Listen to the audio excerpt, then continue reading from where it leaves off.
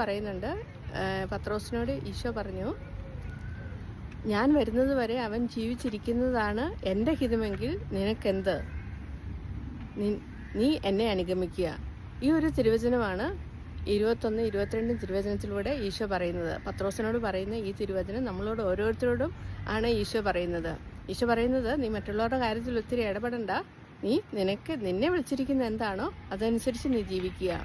നമ്മുടെ CCC refer ചെയ്യുമ്പോൾ ഈ ഒരു തിരുവചനത്തെക്കുറിച്ച് ഇപ്രകാരം പറയുന്നു. ഇതിനകത്ത് 3 കാര്യങ്ങളാണ് പറയുന്നത്. ഒന്ന് നമ്മുടെ ഫെലോഷിപ്പ്, ഒന്ന് വൊക്കേഷൻ, ഒന്ന് മിഷൻ. അതായത് നമ്മൾ ക്രിസ്ത്യാനി ആയിരിക്കുന്ന നമുക്ക് ഒരു ഫെലോഷിപ്പ് ഉണ്ട്. നമുക്ക് ആ ഒരു കൂട്ടായ്മ, ഈശോയുമായിട്ടുള്ള ഒരു കൂട്ടായ്മ, ആ ഒരു ഫെലോഷിപ്പ്. രണ്ടാമത്തേത് നമ്മുടെ വൊക്കേഷൻ, നമ്മുടെ വിളിക്കനുസരിച്ച്. മൂന്നാമത്തെ നമ്മുടെ മിഷൻ. നമ്മുടെ വിളിക്കനുസരിച്ച് നമ്മൾ ജീവിക്കുന്നുണ്ടോ? നമ്മുടെ വിളി ഒരു മിഷൻ. നമ്മുടെ ക്രിസ്ത്യാനി ആയിരിക്കെ ക്രിസ്തുവിൻ്റെ അനുയായികളായിക്കൊണ്ട് നമ്മൾ എങ്ങനെ ജീവിക്കുന്നു, ആ വിളിക്കനുസരിച്ച് നമ്മൾ ജീവിക്കുന്നുണ്ടോ? മൂന്നാമത്തെ നമ്മുടെ മിഷൻ എന്താണ്? ദൈവത്തെ പ്രഘോഷിക്കുക, ഈശോയെ നമ്മുടെ മാക്സിമം നമുക്ക് ഷെയർ ചെയ്യുക. ഈ ഒരു 3 വിളിയിലൂടെ ഈശോ പത്രോസിനോട് പറയുന്നത് പോലെ നമുക്കും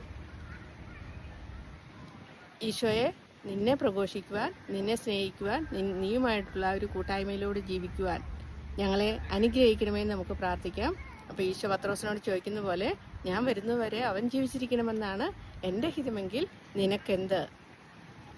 നമുക്ക് മറ്റുള്ളവരുടെ കാര്യത്തിൽ കൂടുതൽ ഇടപെടാതെ നമ്മളെ വിളിച്ചിരിക്കുന്ന വിളി എന്താണെന്ന് മനസ്സിലാക്കിക്കൊണ്ട് ഈശോയോട് ചേർന്ന് നമുക്ക് ജീവിക്കാം. അപ്പം നല്ലൊരു ദിവസം ആശംസിക്കുന്നു. എന്നെ അനുഗമിക്കുക.